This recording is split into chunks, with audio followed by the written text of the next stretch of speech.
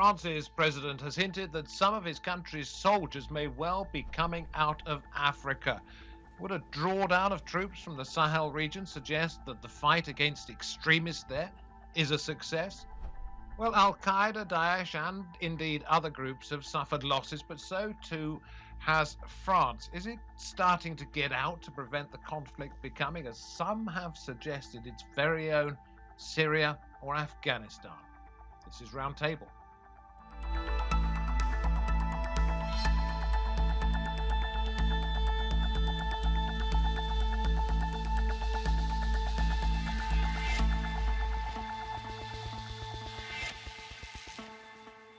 Hello and welcome from me, David Foster. There is a coalition of African countries in this too, but without multinational support, can they keep up the pressure on the terrorists who forced millions of people out of their homes?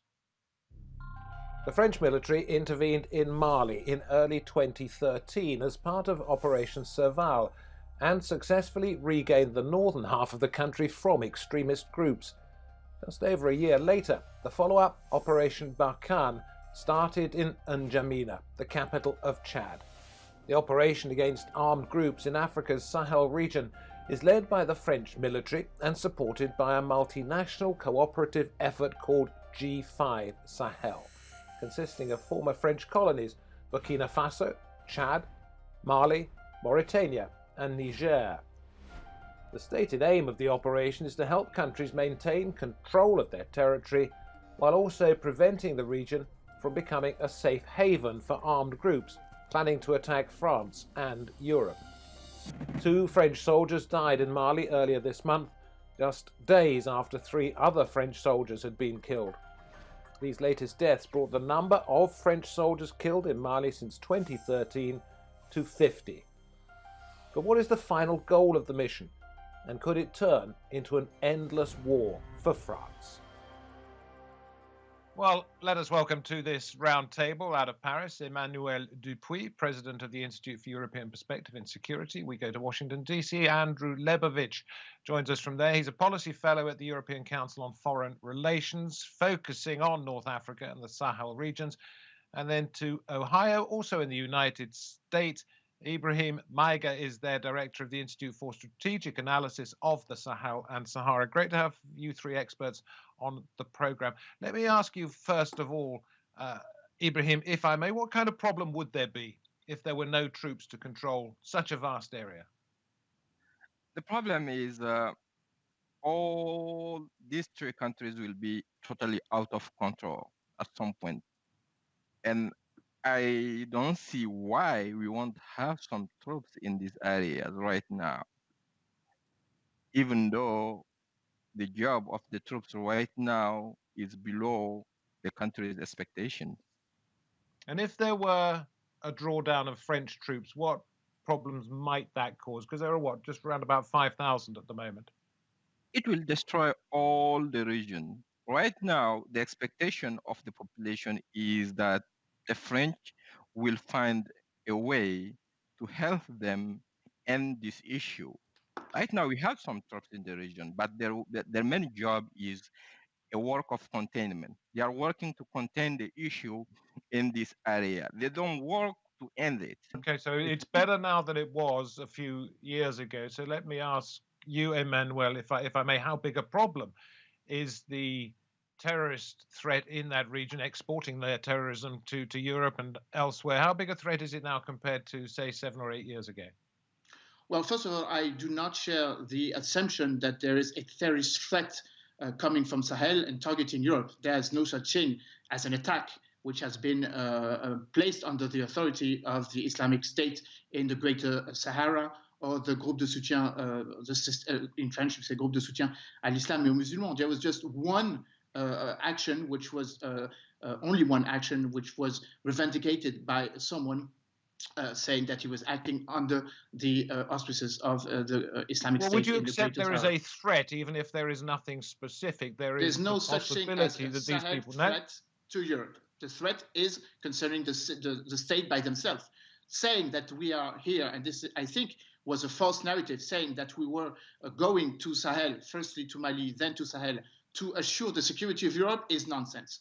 Nevertheless, assuring the security of the Malians, of the Nigerians, the Mauritanians, and all of the countries which have been targeted, by the way, outside of the G5 Sahel, 2015 attacks in Ivory Coast, a certain number of hostages taken in Benin, and of course the 13,000 more or less civilians who have been killed since the installation of the terrorist groups justifies the fact that not only France, but the international community, 29 states gathered in the MINUSMA, in the United Nations Stabilization Mission, is of course a urgent need.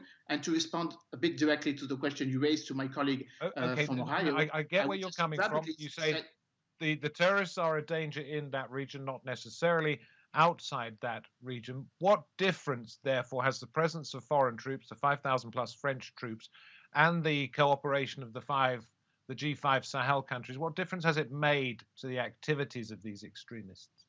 Well, first of all, on a synetical, on an operation point of view, the mission is efficient. The mission has put out of action more or less 1,000 jihadist groups, terrorist-led or Salafi jihadist groups. This was only during the last year. Of course, a certain number of actions are still taking place. And of course, we have to assess that not only 50 French soldiers have been killed, more 140 blue helmets have been killed as well. And of course, I'm not forgetting the 3,000 more or less Malian, yes. Nigerian. Are you saying 1,000 terrorist groups or 1,000 individuals from those groups? 1,000 terrorists. Okay. 1,000 rebels, 1,000 insurgents in a way. But again, very, very, very rapidly, the presence of French, European, and international troops is not only linked to the fight against insurgency. There is also a certain number of stabilization missions.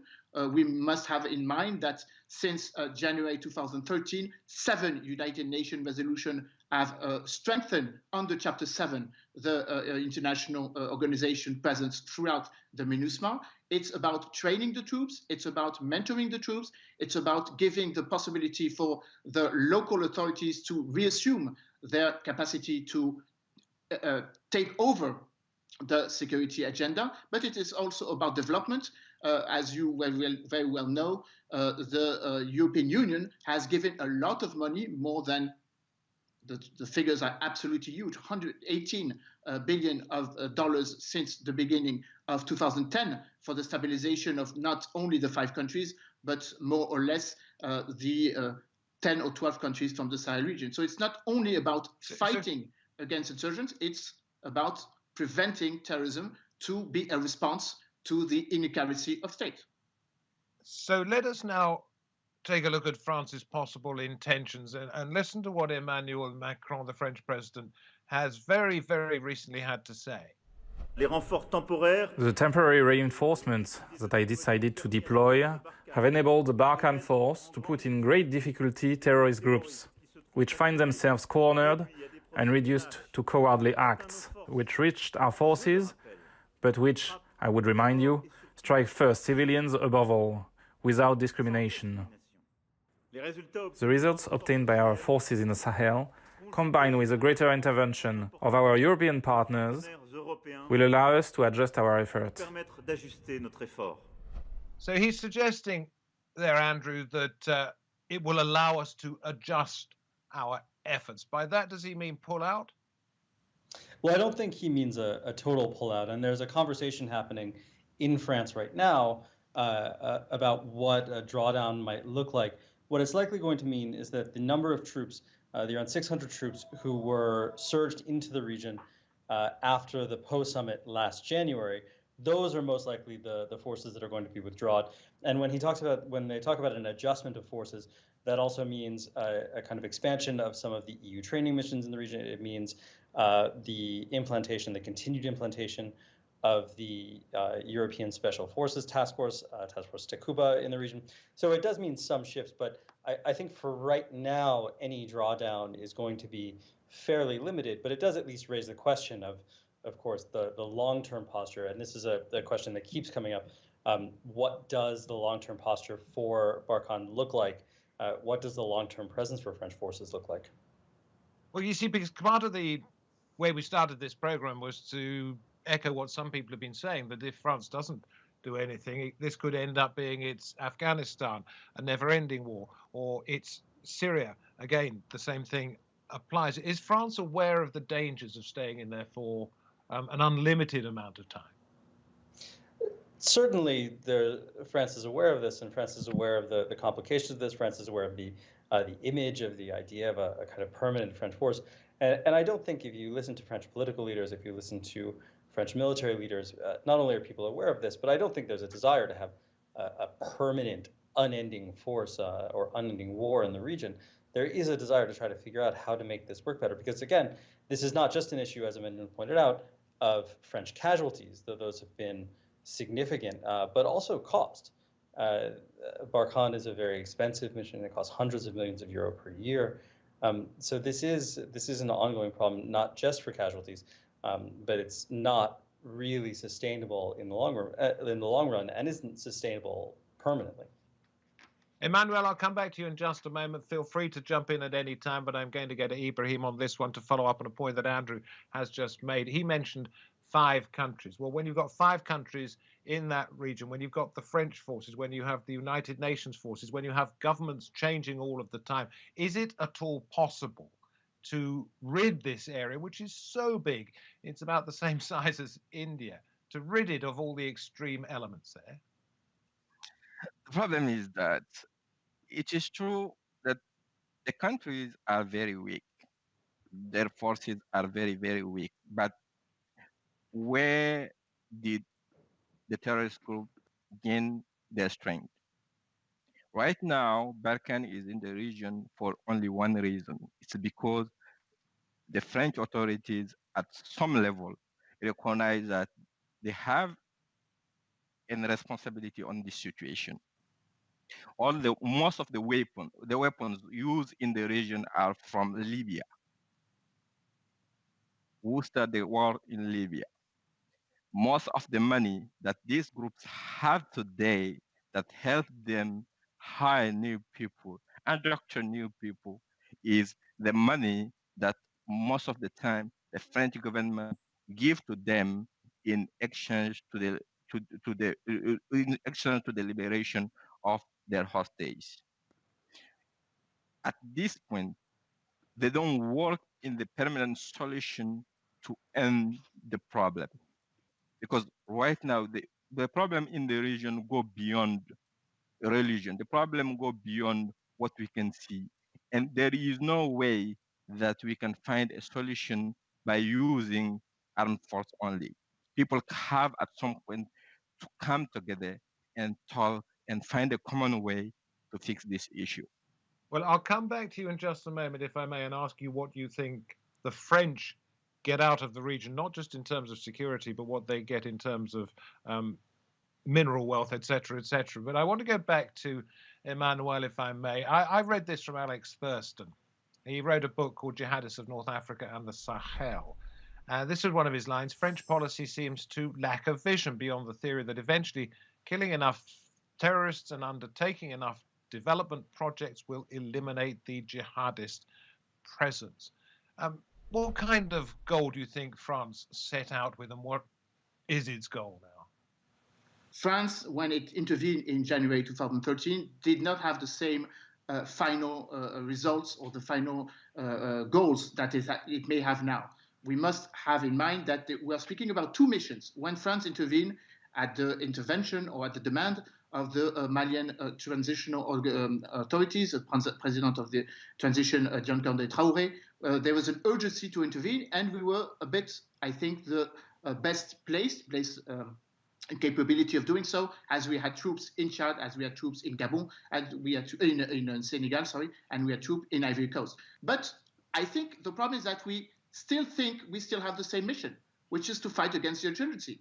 It is not only that mission I think we should have, because what is the mission now then? Well, I think the resolution of the United Nations is very clear, and the last resolution of the United Nations is very clear. Let me just focus on its political stabilization. We are in a situation in Mali where there was a political coup, so we have to accompany the political transition till the election, which will take place in March 2022. Then there is the human rights situation. Of course, United Nations very frequently, a few days ago, mentioned the fact that the insurgency is fueled sometimes by the fact that there are some military operations which provoke civil casualties. And of course, this brings let me us ask to you about the this polemic one then. about Okay, the I'm civil sorry, I'm trying to casualties. pin you down, and we do have only a limited amount of time. Let me ask you about this one. Suggestions of colonial intentions, a colonial hangover from France that controlled such a large part of this area of Africa for so long. Do you think that still exists, that it feels a need still to impose itself on this area? Well, some of my colleagues on this panel may disagree, but I do not think this is the case.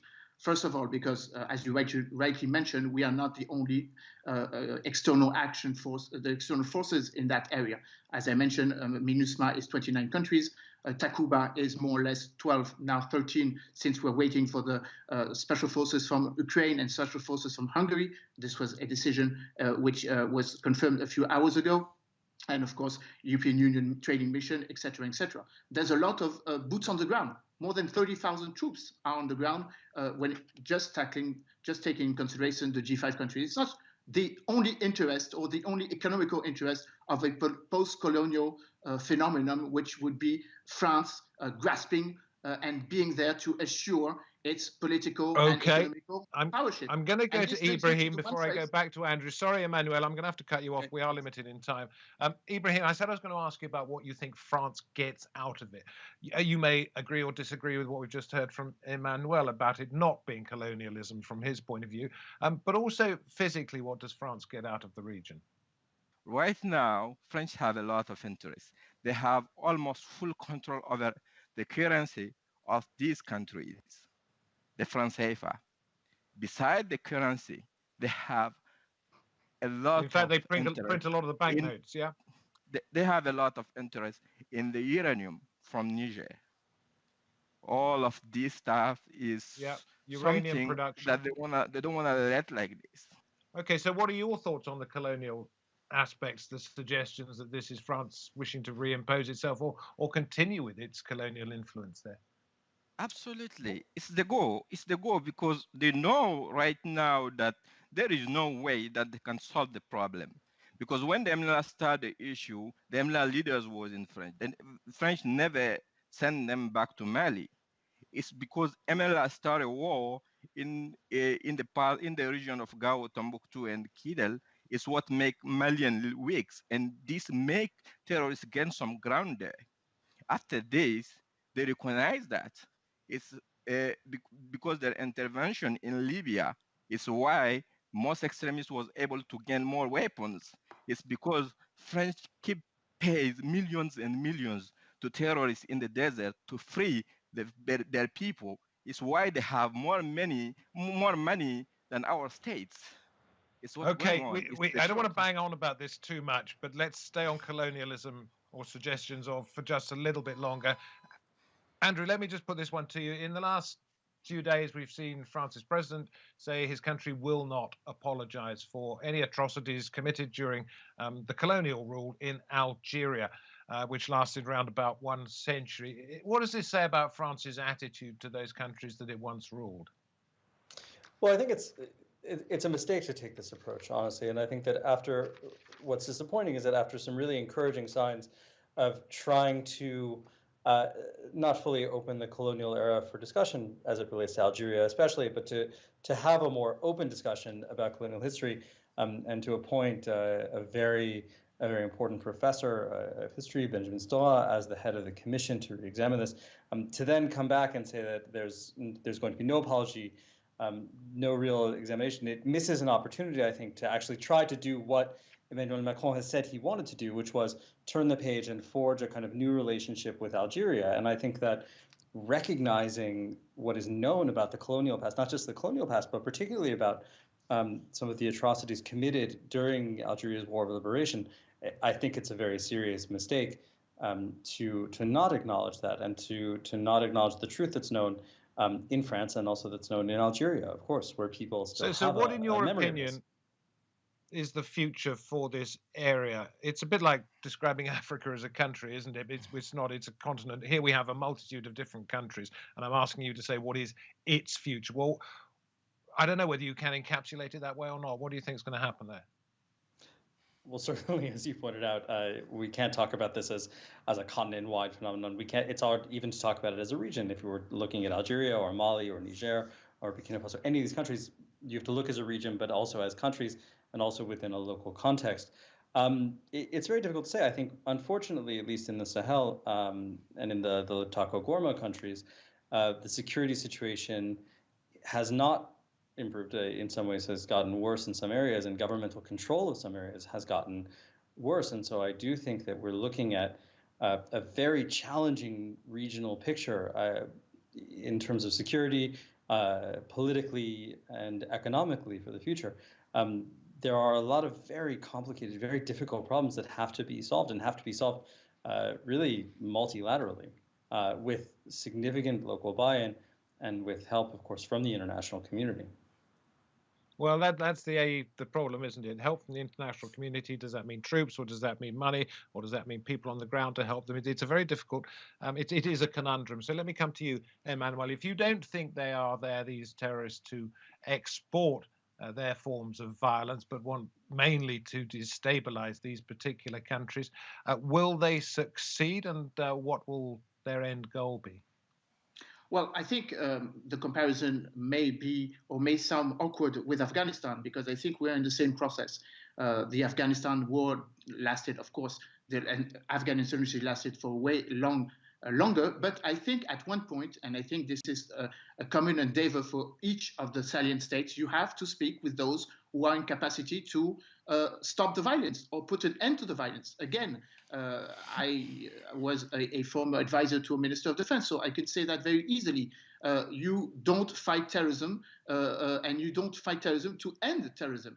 You can counter or narrow their capacity to burden the state or to burden the stability of the state, but you cannot make peace with terrorism, because there will still be, again, sorry, so what do you do? Do you talk to these So, people? Do you talk to these people, which a lot of governments seem to think is anathema? Or you do what? Yes, this is exactly what I said. The charter in September of last year, the Malian military authorities said that the end of the processes, and this was reset by the Prime Minister Mokhtar Wan, is to discuss at one point with the insurgents, of course the Malian insurgents, who are willing to abandon sort of international jihadism. And I think this is absolutely what happens at the end of the 1990s in Algeria, what is happening in Afghanistan, at one point, what may still happen in Sahel. At one point, you can not have a fight against terrorist groups or insurgents groups for 50 but or 60 years.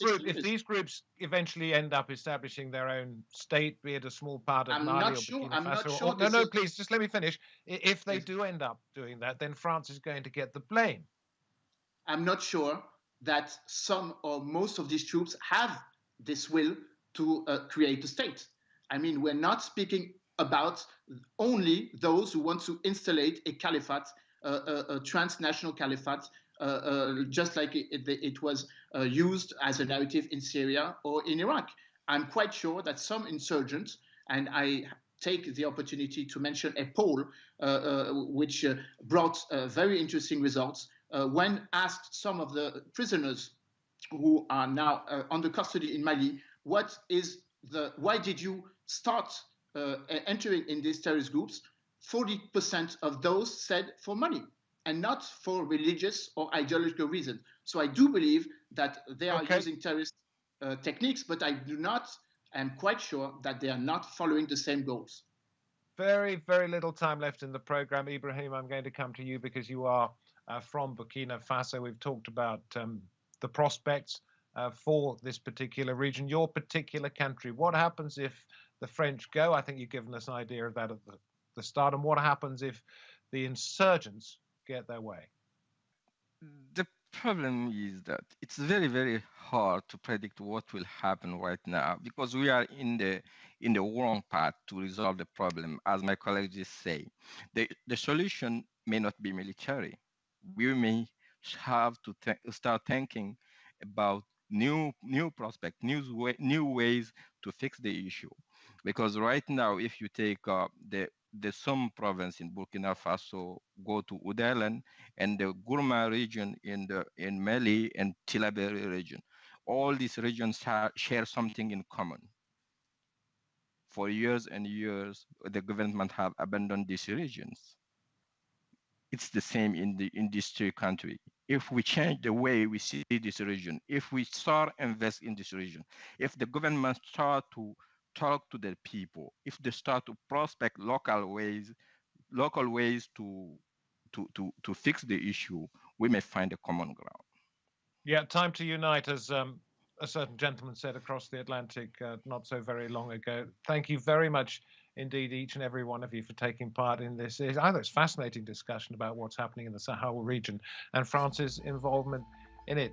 Great to have you on the program, and wherever you happen to be watching this edition of Roundtable, we thank you very much indeed for lending us your time. Come back on another occasion. Until then, from me, David Foster, and the team, goodbye.